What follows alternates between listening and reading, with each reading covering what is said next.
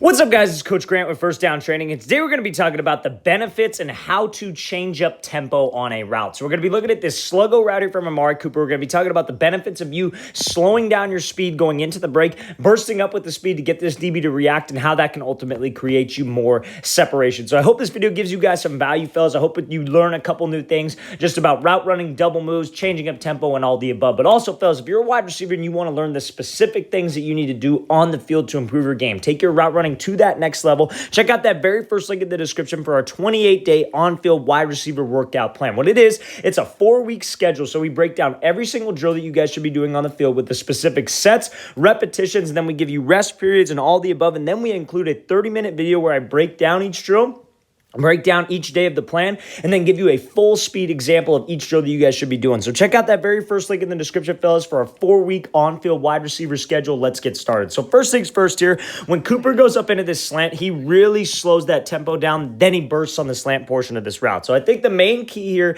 is that's what forces a reaction out of a DB. So when do you want to change tempo, right? So what do I mean by tempo change? So normally on a route, right, we talk about it all the time, you want to be going full speed, right? I want to go full speed on the slant, full speed on the slant break portion of it, and then burst straight up field on this sluggo. Any kind of double move, right? Full speed to the out, then break back to the up. Full speed to the post, then go back to the corner. So when do we want to change up tempo here? You want to change up tempo when you feel as if the DB is like, you want to do it later in the game. You don't want to come out with something like this, but you want to change up tempo when you feel the DB is starting to get your speed down. Maybe he's starting to sit on every single route. Maybe he's starting to open up his gate at the right time when you're pushing vertical and he's staying a little bit more disciplined. So I throw that tempo change in there to hopefully stop his feet, get him to slow his tempo down because he's trying to match my speed, and then that burst is what forces a reaction out of him. So you see how Cooper's kind of just giving this like lazy, almost not even necessarily lazy because it's intentional, but like this kind of slower 3-step. Then when he breaks to the slant, he really bursts, because now what DBs are taught is when you got a guy crossing your face like this, because they're always aware of a double move. You always want to be aware of a double move as a DB. So when they see a guy cross their face like this, if they're not running full speed,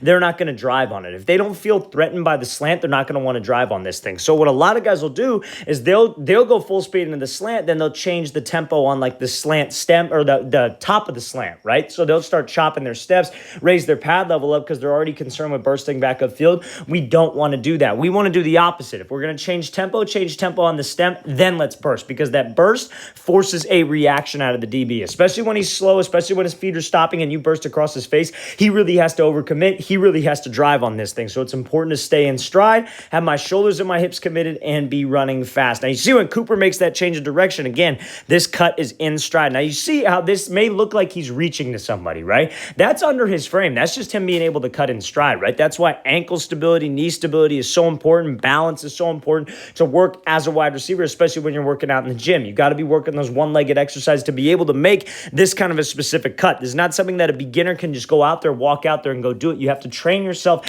and do those specific exercises to brace yourself and be able to absorb that force when you make that cut. So this is a perfect example of when to change tempo and how to change tempo to force that DB to drive on a double move. And again, it's the same thing that really applies. Like, let's say you got to go run a comeback route. You want to change the tempo, then burst, then break out of this thing, because that tempo change will slow him down. That burst will force a reaction, and then it just comes down to eliminating time at the top of the break and then being able to accelerate. Let's watch the thing full speed one more time. Great job. Tempo change, bursting to the slant, then making that explosive cut and accelerating upfield. Great overall route there by Amari Cooper. All right, guys, we want to thank you for watching. I really appreciate it. If you guys have any questions at all, please don't hesitate to leave those in the comments below. I always appreciate the feedback. I always appreciate the new video suggestions. It helps me keep making videos, so I really definitely appreciate that. And again, fellas, 4-week-long on-field wide receiver training program. Very first link in the description, fellas. Hope you guys can check that out. 4 weeks of the specific drills, sets, reps, and an instructional video included. Hope you can check it out. Very first link in the description. I'll see you guys next time.